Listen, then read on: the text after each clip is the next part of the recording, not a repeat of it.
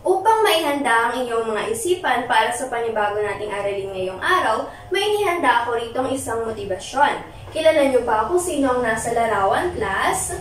Hindi po. Kung gayon, siya si Gustave de Tracy ang nagpakilala ng salitang ideolohiya. Maaari ko bang mahingi ang iyong opinyon kapag sinabi nating ideolohiya, Crisanta?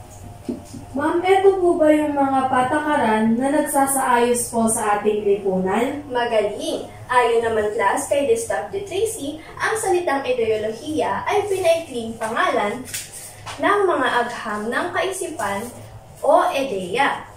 Alam niyo rin ba class na ang ideolohiya ay nagsisilbing gabay sa pamumuhay ng isang tao o bansa? Kaya naman ito ay pinalawig pa ng ibang eksperto sa agham panlipunan at ito ay nahati sa dalawang uri, ang ideolohiyang pampolitika at ideolohiyang pang-ekonomiya. Sa ideolohiyang pampolitika ay mayroon tayong tinatawag na demokrasya at pasismo. Sa ideolohiyang pang-ekonomiya naman ay mayroong sosyalismo, komunismo, at kapitalismo. Ang mga sinabing ideolohiya class ay may kaugnayan sa paksa ng ating aralin ngayon na pinamagatang